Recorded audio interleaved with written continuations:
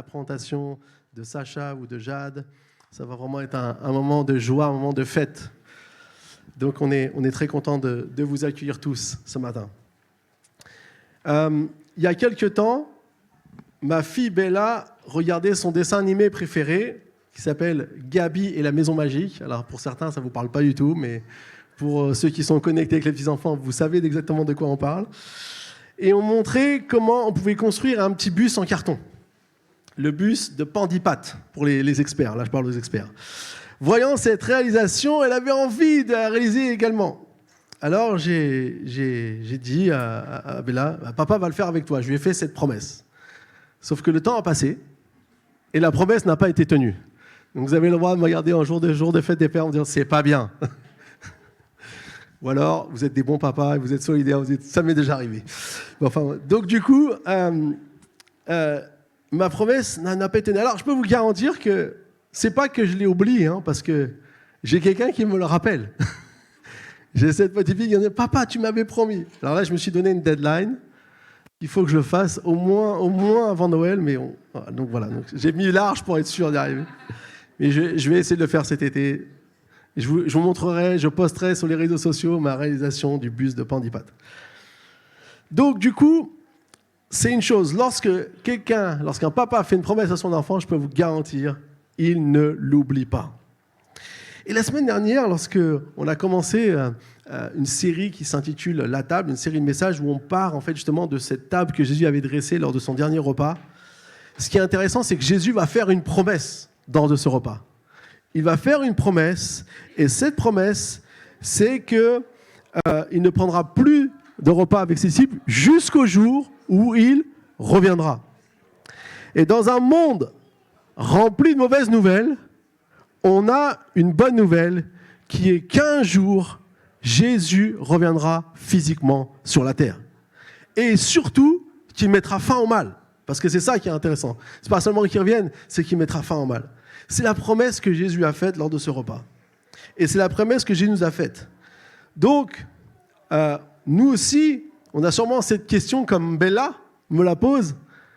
Mais quand est-ce que tu reviens ? Mais pourquoi Jésus tarde-t-il à venir ? Pourquoi ? Parce que parfois, quand on voit tout ce qui se passe, toutes ces atrocités, on se demande, mais que fait Dieu ? Et je suis sûr qu'on s'est tous un jour posé cette question. Mais Jésus, lorsqu'il parle justement de ces temps de la fin, on voit dans la Bible qu'il a parlé, donc dans Matthieu 24, que ces jours ressembleront à ceux de Noé. Et c'est intéressant de voir que ce que faisait Dieu à cette époque, puisque c'est la même chose qu'il fera à la fin des temps avant son retour, c'est que Dieu avait cette patience envers son peuple. Et c'est Pierre qui nous donne cette réponse dans 2 Pierre 3, verset 9. Il dit « Le Seigneur ne tarde pas dans l'accomplissement de la promesse, comme certains le pensent. Au contraire, il fait preuve de patience envers nous, voulant qu'aucun ne périsse, mais que tous parviennent à la repentance. » En fait, on voit ici clairement qu'à l'époque de Noé, Dieu faisait preuve de patience parce qu'il n'avait pas envie de détruire l'humanité avec le déluge. Ce n'était pas son cœur. Mais pour sauver l'humanité, on peut dire qu'il était en train de le faire. Donc il avait cette patience qui était là. Parce que Dieu désire sauver, non détruire. Il désire faire grâce, c'est pas condamner. Il désire amener la vie plutôt que la mort. C'est pourquoi il est encore patient. Et on comprend que Dieu ne fait pas comme moi, qui remet à plus tard. Vous allez me dire, on le savait que tu n'étais pas Dieu, t'inquiète pas. T'inquiète pas. Loin de moi de faire cette comparaison, mais Dieu, s'il tarde, s'il attend encore un peu, c'est pour notre bien. C'est parce qu'il désire sauver tout le monde. Et tout le monde, c'est nous tous ici présents ce matin. Alors, la vraie question qu'on peut se poser, c'est pas quand, mais plutôt qu'est-ce que je peux faire pour attendre ton retour ? Qu'est-ce qu'on peut faire nous tous ? Parce que je crois que Dieu nous a tous mis sur cette terre avec un but, avec un objectif. Donc la question c'est qu'est-ce qu'on peut faire pour participer pour voir l'accomplissement de cette promesse de Dieu. Et après que Jésus ait été ressuscité, alors même que les disciples étaient retournés à leurs occupations d'avant, vous savez, Pierre, Jean et d'autres de leurs amis, ils étaient des pêcheurs. Ils prenaient des barques, ils allaient pêcher poissons. Et donc, lorsque Jésus est ressuscité, ils l'ont vu, mais puisque ça faisait 3 ans de leur vie qu'ils partageaient tout leur temps avec Jésus, ils se sont dit, qu'est-ce qu'on va faire maintenant ? Ils sont retournés à leur vie d'avant. Ils sont retournés à leur bateau. Et Jésus va les trouver et va leur dire, non, c'est pas ça que je vous ai appelé à faire, je vous ai fait appeler à d'autres choses. Et donc, il va les ramener dans leur projet initial. Et dans l'évangile de Matthieu, on voit que Jésus va leur donner rendez-vous sur une montagne. C'est ce qu'on peut lire dans l'évangile de Matthieu. Il donne rendez-vous sur une montagne en Galilée. Alors, tous les commentateurs bibliques, les théologiens ont essayé de définir où était cette montagne. Jusqu'à ce jour, on ne sait pas. Parce qu'il y a plein de petits monts au nord de la Judée, de la Samarie et dans Galilée. Mais ce qu'on sait, et ce qui est très intéressant, à chaque fois que Jésus a fait un discours important, il l'a toujours fait sur une montagne. Donc si Jésus a donné un rendez-vous aux disciples sur cette montagne, c'est qu'il avait quelque chose de très important à leur dire. Et ce qu'il avait d'important à leur dire, c'est qu'il leur a dit, dans ce qu'on peut lire, donc, que maintenant, il les aura allés dans le monde entier pour faire de toutes les nations des disciples, en les baptisant au nom du Père, du Fils et du Saint-Esprit, et en leur enseignant tout ce qu'il leur a prescrit. Et on retrouve ça dans différents évangiles, cette même idée, et notamment aussi on le retrouve dans le livre des Actes, où il nous est dit qu'ils recevront une puissance Saint-Esprit qui viendra sur eux pour qu'ils soient des témoins de Jérusalem jusqu'aux extrémités de la terre. Donc dans cette série qu'on est en train de voir avec notre église qui s'appelle La Table, on a vu la première chose, c'était s'asseoir à la table de Dieu, qu'on pouvait être en connexion avec Dieu, il y avait des choses qui se passaient lorsqu'on qu'on venait à sa table. Mais cette table-là aussi, ce que Jésus a fait, c'est une table qui nous envoie. Et chacun d'entre nous, quand on a connu le Seigneur Jésus, on est comme envoyé dans ce que Dieu a pour nous. Alors j'aimerais vous montrer une petite photo. Ah oui, c'est celle-là, la table nous envoie. Montrer une photo donc, de cette table qui nous envoie. Et on voit ici Jésus avec la carte du monde. Alors c'est une photo qui a été réalisée par l'intelligence artificielle, bien évidemment. Mais ça nous montre, ça nous imagine un peu ce que Jésus pouvait partager avec ses disciples. On voit dans le livre des Actes qui nous appelle à être des témoins. Ce mot témoin est vraiment important parce que c'est celui qui a vraiment vu et connu. Mais il y a un autre mot que j'aimerais décrire qui nous est donné dans une lettre que Paul écrira aux Corinthiens, dans 2 Corinthiens 5, 17 à 21. Et ce mot, on va le découvrir ensemble dans ce passage. Et ce passage est très important parce qu'il nous montre vraiment l'objet de cette mission que Dieu a pour nous. 2 Corinthiens 5. « Si quelqu'un est en Christ, il est une nouvelle créature. Les choses anciennes sont passées, voici, toutes choses sont devenues nouvelles. Et tout cela vient de Dieu qui nous a réconciliés avec lui par Jésus-Christ et qui nous a donné le ministère de la réconciliation. En effet, Dieu était en Christ, il réconciliait le monde avec lui-même en ne chargeant pas les hommes de leurs fautes. Il a mis en nous la parole de la réconciliation. Nous sommes donc des ambassadeurs pour Christ, comme si Dieu adressait par nous son appel. Nous supplions au nom de Christ, soyez réconciliés avec Dieu. En effet, celui qui n'a pas connu le péché, il a fait devenir péché pour nous, afin qu'en lui, nous devenions justice de Dieu. En fait, ce texte montre clairement que ce qu'a fait Christ est de nous donner la possibilité de venir à sa table en nous réconciliant avec lui. Et il dit, celui qui est en Christ, il est une nouvelle créature. Les choses anciennes sont passées. Tout ce qui peut arriver dans une vie, à partir du moment où on rencontre Christ, toutes les choses qui sont arrivées n'ont peut-être pas la signification ou l'objectif que nous pensons qu'ils ont, mais que Dieu fait quelque chose de nouveau. Tout est nouveau. Et comme on l'a vu tout à l'heure, si Jésus tarde à venir, c'est qu'il désire que nous puissions expérimenter cette réconciliation. C'est pourquoi il nous a donné la parole de la réconciliation et nous invite à devenir quoi ? Des ambassadeurs. Et c'est ça que j'aimerais communiquer aujourd'hui. En tant que chrétien, tu n'es pas simplement un croyant qui suit quelque chose, une tradition. À partir du moment où tu rencontres Jésus-Christ, tu deviens un ambassadeur du royaume de Dieu. Et on va décrire aujourd'hui ce que c'est, on va voir au travers de ce que ça peut être, ce que ça veut dire être un ambassadeur pour Christ. Et je crois que vraiment, c'est ce que Dieu veut nous dire à nous ce matin. Alors pour ça, je vais lire mon dernier passage et après, on va rentrer vraiment dans le vif du sujet. C'est justement ce que les disciples ont fait. Une fois que Jésus leur a dit « Allez dans le monde entier », ils sont partis. Mais vous savez, aller dans le monde entier, ça commence déjà dans là où on est, dans notre situation. Il a dit Jérusalem jusqu'aux extrémités de la terre. Donc il y a une progression, il y a une dimension dans l'envoi, mais ça commence déjà là où on est. Et donc on va voir la première fois que les disciples vont maintenant, en tout cas qui est donné dans le livre des Actes des Apôtres, quand on voit justement ce qu'ils vont faire dans Actes chapitre 3, après qu'ils aient reçu le Saint-Esprit, qu'ils aient reçu cette puissance en eux, et qui vont donc accomplir, on pourrait dire entre guillemets, un des premiers miracles qu'ils ont fait. Donc on va voir Actes 3, versets 1 à 11. Il était 3h de l'après-midi, l'heure de la prière. Pierre et Jean montaient ensemble au temple. Or, on amenait un homme boiteux de naissance qu'on installait tous les jours à la porte du temple, appelé la Belle, pour qu'il demande l'aumône à ceux qui entraient dans le temple. Voyant Pierre et Jean sur le point d'y entrer, cet homme leur demanda l'aumône. Pierre, accompagné de Jean, fixa les yeux sur lui et dit « Regarde-nous !» Il les regardait attentivement, s'attendant à recevoir d'eux quelque chose. Alors Pierre lui dit « Je n'ai ni argent ni or, mais ce que j'ai, je te le donne. Au nom de Jésus-Christ de Nazareth, lève-toi et marche. » Puis il le prit par la main droite et le fit lever. Ses pieds et ses chevilles s'affermirent immédiatement. D'un bond, il fut debout et il se mit à marcher. Il entra avec eux dans le temple, marchant, sautant et adressant des louanges à Dieu. Tout le peuple le vit marcher et louer Dieu. Il reconnaissait que c'était bien celui qui était assis à la belle porte du temple pour demander l'aumône. Et ils furent remplis d'étonnement et de stupeur à cause de ce qui lui était arrivé. Comme ils ne quittaient pas Pierre et Jean, tout le peuple stupéfait accourut vers eux au portique appelé portique de Salomon.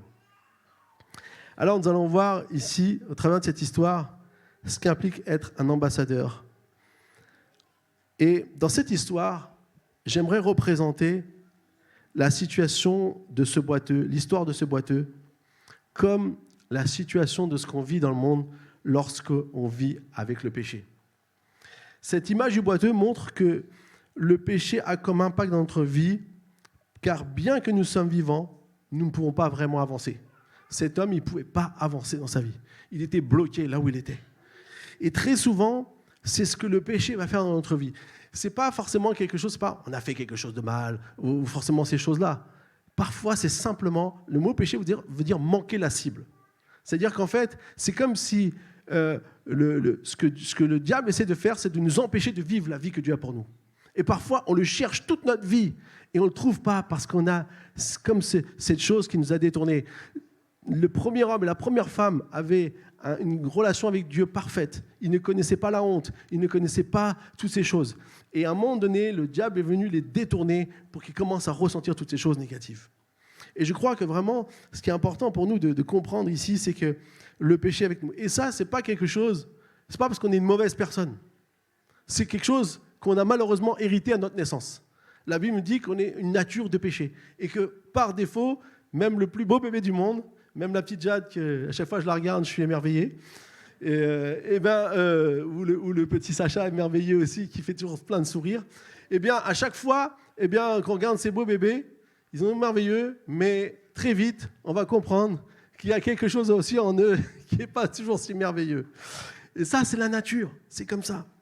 Et donc, du coup, ce qui est important pour nous de réaliser, c'est que alors que cet homme s'attendait à recevoir quelque chose pour continuer à vivre, ou plutôt continuer à survivre, sans avoir expérimenté la réconciliation avec Christ, je ne peux pas vivre, je ne peux que survivre.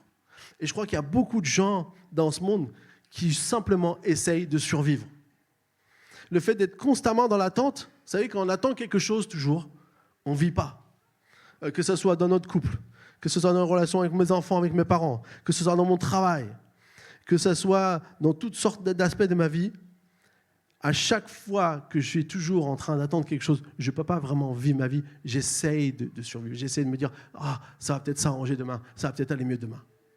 Et ça, c'était la vie de cet homme. Cet homme, il ne pouvait pas se projeter, il n'avait pas de projet, il n'avait pas de futur. Mais ce qu'on voit ici, et j'aimerais dire une chose, quand on vit ça, soyons honnêtes, on se sent seul.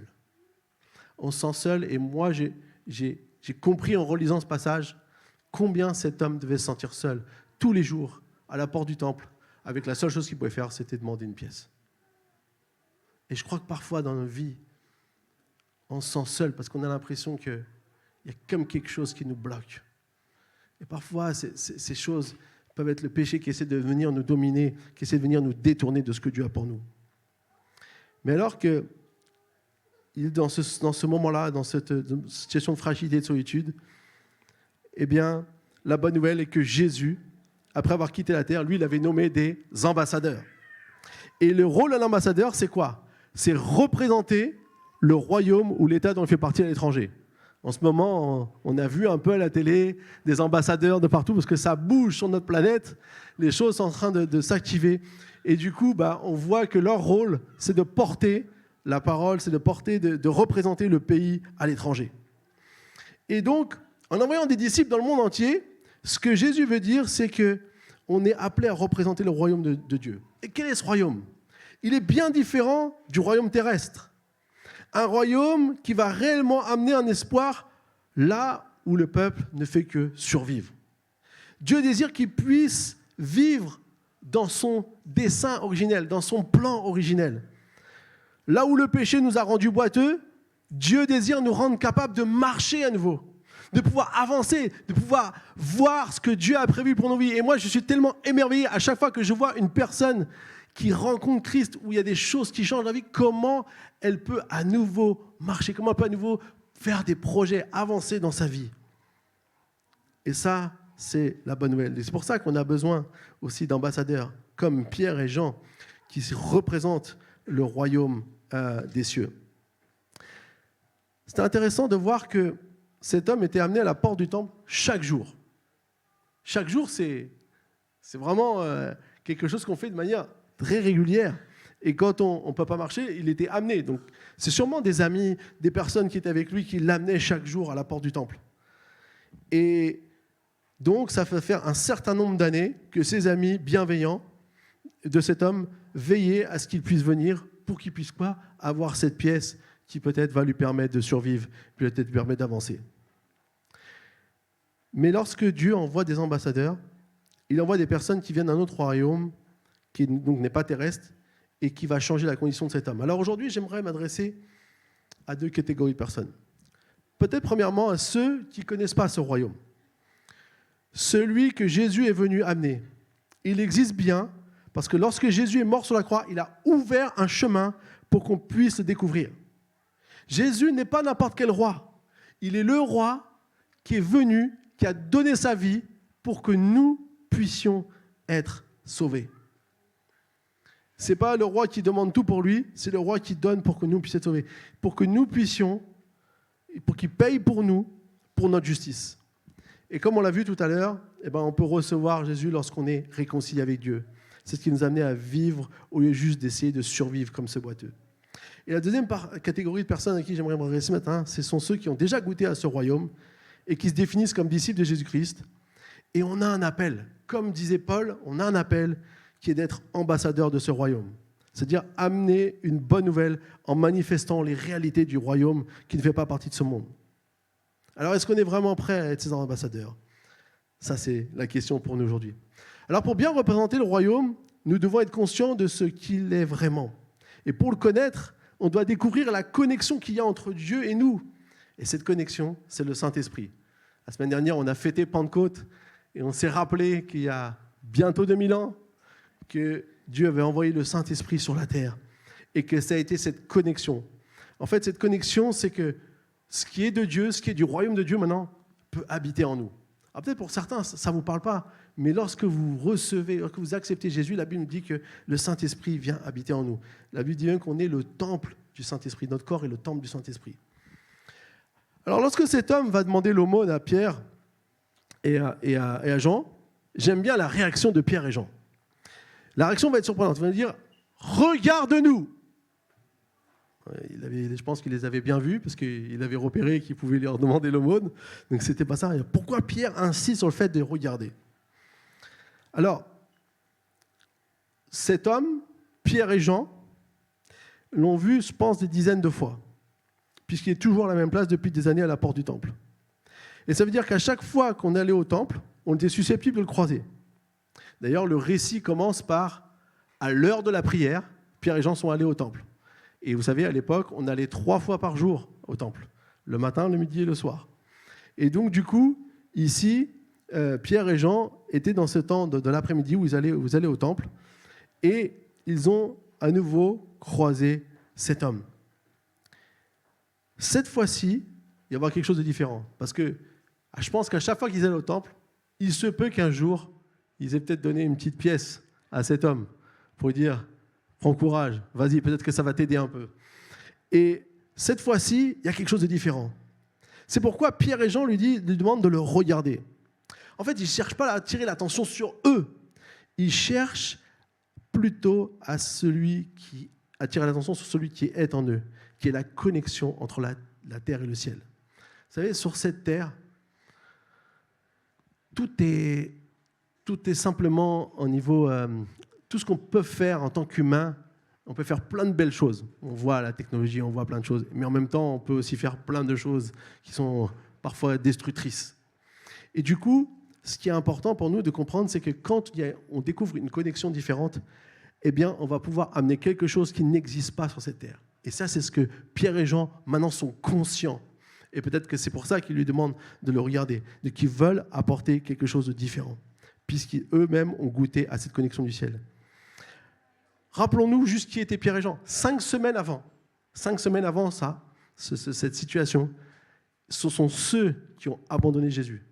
Pierre a nié le connaître parce qu'il avait peur. Moi, ce que je trouve merveilleux dans la Bible, c'est que parfois, peu de temps après, 5 semaines après, ces hommes sont transformés. Pourquoi ? Parce qu'il y a une connexion du ciel maintenant qui est venue en eux. Et c'est ça qui change tout. Et lorsqu'on ouvre notre cœur à cette connexion du ciel, elle peut tout changer aussi en nous. Et c'est pour ça que ils vont maintenant pouvoir dire des choses qu'avant, ils n'auraient jamais pensé être capables de faire. Ils vont faire des choses que jamais ils n'auraient osé faire auparavant. Cette connexion avec le Saint-Esprit, c'est le plus important. La deuxième chose en tant qu'ambassadeur qu'on doit avoir toujours, c'est la connexion avec le roi. Vous êtes d'accord, ou avec l'État qu'on représente, avec le président? Parce que si on n'est pas en connexion, on ne peut pas vraiment aussi apporter la parole. C'est pour ça qu'on, premièrement, on représente le royaume, mais deuxièmement, on doit être en connexion avec le roi. Et c'est parce que Pierre et Jean avaient cette connexion qu'ils pouvaient maintenant dire quelque chose d'autre à cet homme. Et cet homme, en réalité, n'était pas capable de voir quoi que ce soit à cause de sa situation. Mais en lui demandant de le regarder, qu'est-ce que fait Pierre et Jean? Ils suscitent une attente. La Bible nous dit que cet homme les regardait et dit regarde-nous, dit ah, je suis sûr que je vais recevoir quelque chose. Il ne savait pas quoi, mais il était sûr qu'il allait recevoir quelque chose. Et je suis persuadé dans mon cœur ce matin, ce n'est pas un hasard qu'on est tous ici. Et je crois que peut-être pour certains d'entre nous, il y a comme quelque chose où Dieu veut susciter notre attention, veut attirer notre attention, veut susciter cette attente qu'il désire nous donner quelque chose. Il désire faire quelque chose dans notre vie. Alors, est-ce qu'on a besoin d'une guérison physique, émotionnelle, relationnelle? Est-ce qu'on a besoin d'un changement de manière de penser qui essaie de toujours nous tenir vers le bas? Est-ce que c'est une situation financière ou sociale difficile qu'on a besoin? Peu importe. Mais je suis là en tant qu'ambassadeur pour vous dire, non pas moi, regardez, non pas à moi, mais à Dieu qui vit en moi, comme l'ont fait Pierre et Jean. Vous savez, cette histoire me rappelle toujours quelque chose que j'ai vécu un jour. J'habitais pas loin d'ici, et il y avait la boulangerie juste sous le pont, là où j'allais souvent chercher mon pain. Et là, comme dans près de beaucoup de boulangeries, vous êtes d'accord avec moi, il y a toujours parfois des personnes qui demandent l'aumône. Et là, il y avait un jeune homme qui était là presque tous les jours. Et moi, chaque fois que je le voyais, de temps en temps, je lui donnais une pièce. J'avoue, je ne donnais pas toujours, mais j'essayais de lui donner une pièce. Puis un jour, je me dis, mais je lui donne toujours une pièce, mais qu'est-ce que je pourrais faire pour l'aider à cet homme? Il est là, il fait l'aumône. C'est vrai, moi j'ai une petite pièce, je suis content, mais est-ce qu'il n'y a pas quelque chose que je pourrais faire? Et à ce moment-là, c'est comme si le Saint-Esprit m'a dit, intéresse-toi à lui. Donc j'ai commencé à lui parler un peu, et j'ai découvert que ce jeune homme, déjà il s'appelait Nikou, Il avait un prénom, il était un Rom, et il venait d'un camp à Corbeil-Essonnes. Vous êtes d'accord avec moi? Il y en a qui connaissent bien Corbeil-Essonnes. Hein. C'est pas à côté. Il y en a qui ont fait de la route pour me dire ce matin, c'est pas à côté. Je me dis, il vient de là-bas, pourquoi il vient ici? Qu'est-ce qu'il y a à cette boulangerie? Est-ce qu'il a ses connexions? Mais en fait, peu importe. Je dis, bon, ok, je vais aller voir où tu habites. On va y aller ensemble. Et on est parti. Et c'est un jour où il y avait une tempête de neige. Et je me rappelle toujours. Et à un moment donné, j'ai compris qu'on n'allait pas y arriver.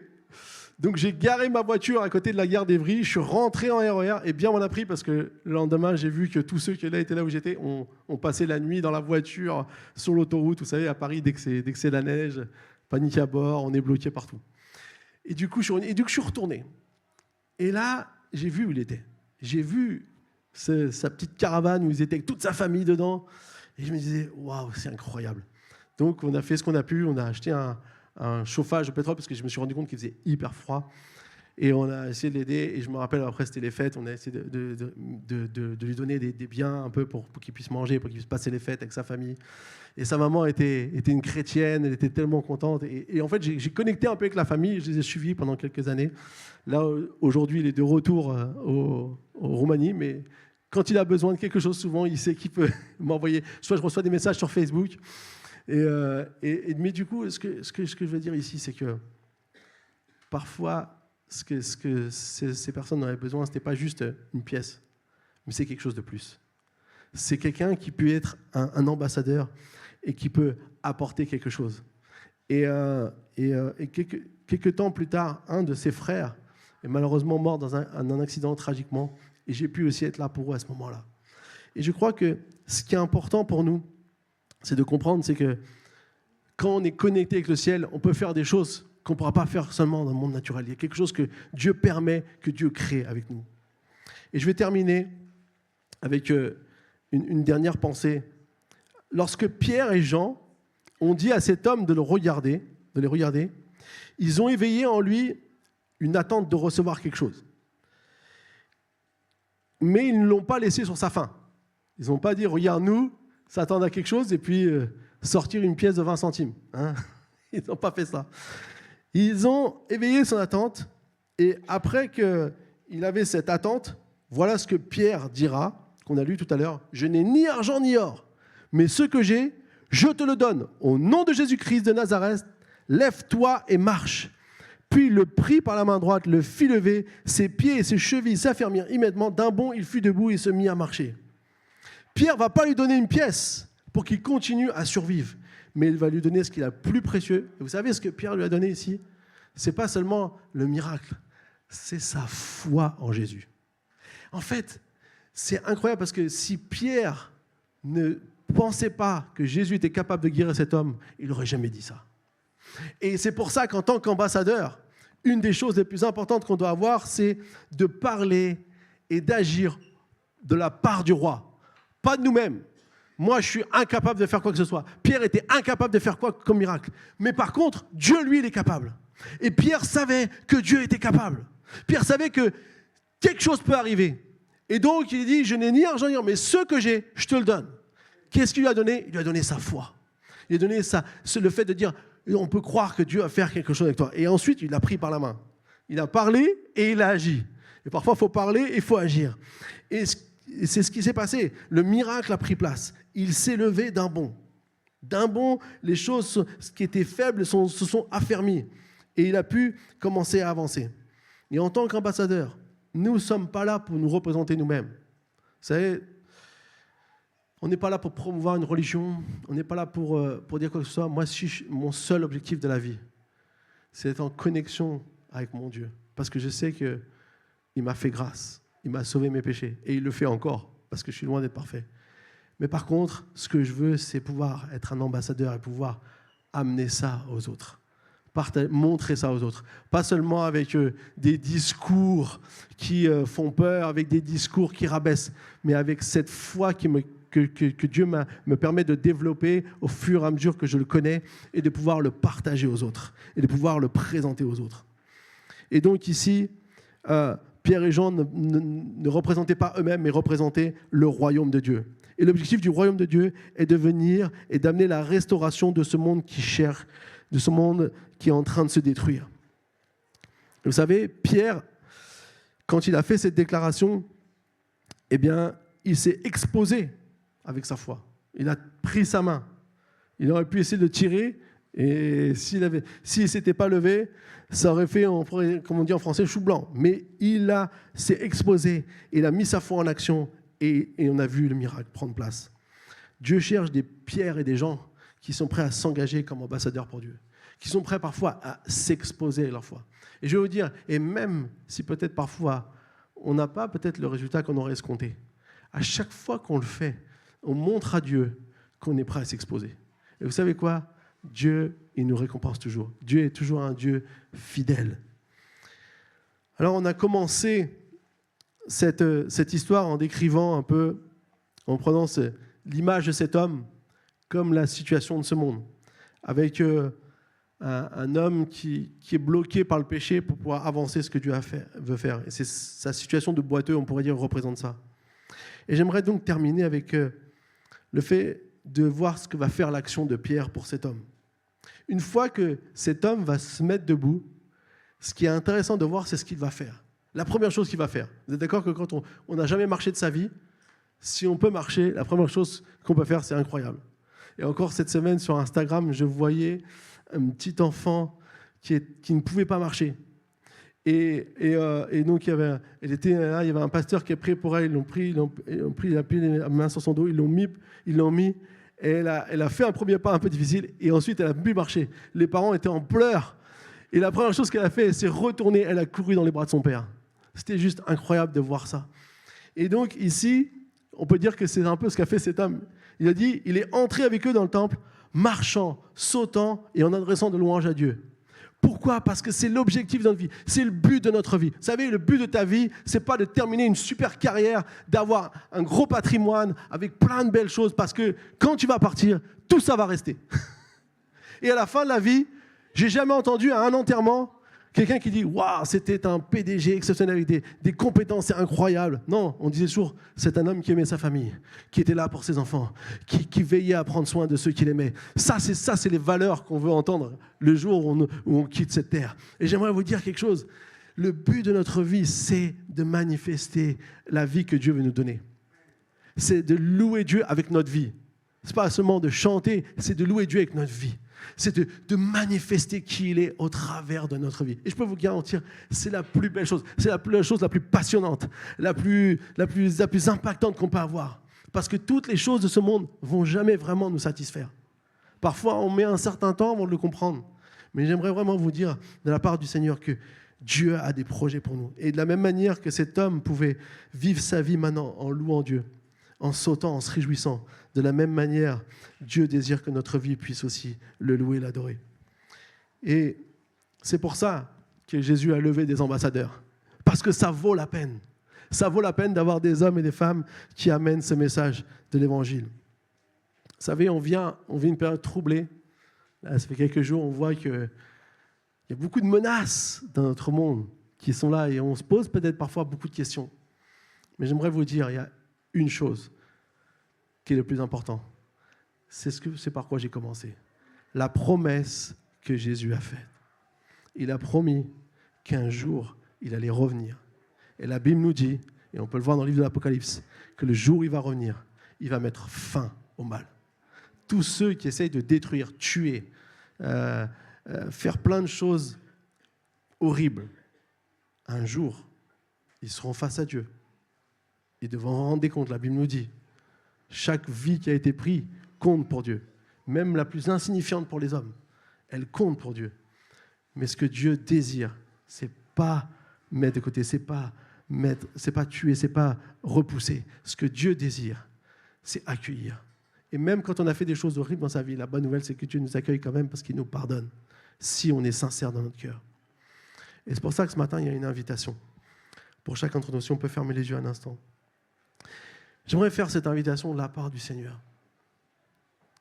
La promesse de son retour est là. Dieu a quelque chose pour ta vie. Dieu désire que ta vie puisse être une vie qui vaut la peine d'être vécue. Une vie que que tu ne dis pas à la fin, est-ce que je suis passé à côté? Une vie où chaque moment, tu es en connexion avec le ciel et tu es son ambassadeur ou son ambassadrice.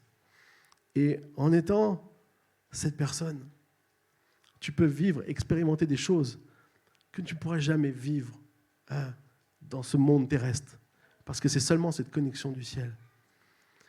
Et lorsqu'on vit avec cette promesse que Jésus va revenir, s'il tarde, c'est pour une seule raison, c'est qu'il désire que des personnes soient encore sauvées.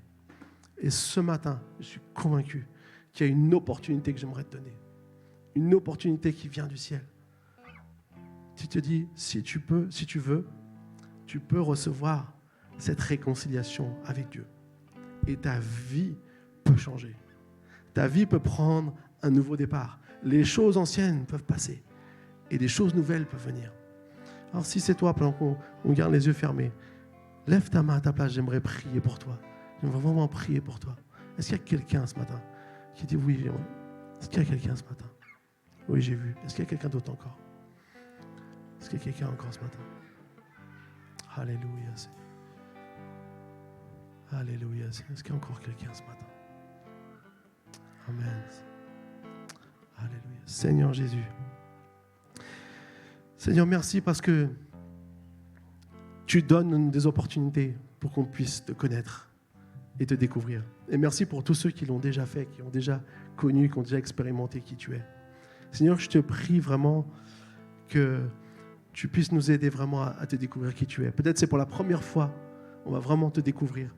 Ou peut-être on a besoin de te redécouvrir à nouveau. Et Seigneur, ma prière ce matin, c'est que nous ne laissons rien de ce monde, rien des choses terrestres qui veulent nous aveugler, qui veulent nous empêcher de voir et de découvrir la vie que tu as pour nous. Seigneur, je te prie qu'on ne reste pas ce boiteux à la porte du temple qui regardait tout le monde rentrer et qui essaie juste de survivre. Et je prie, Seigneur, que nous puissions vivre ce que cet homme a vécu, le fait d'être touché par ta grâce, touché par ton amour, touché par qui tu es, par la puissance de ton Saint-Esprit, et de le voir debout, louant, marchant, sautant et louant Dieu. Seigneur, merci parce que c'est ce que tu nous as appelés à faire de notre vie. Et Seigneur, merci parce qu'aujourd'hui, je veux déclarer ça, Seigneur, ce matin sur chacun d'entre nous. Merci, Seigneur mon Dieu, que ton nom soit loué et béni à jamais. Amen. C'est ton souffle dans nos vies qui nous pousse à louer, à t'adorer. C'est ton souffle dans nos vies qui nous pousse à louer, toi seul, Seigneur. Dieu, tu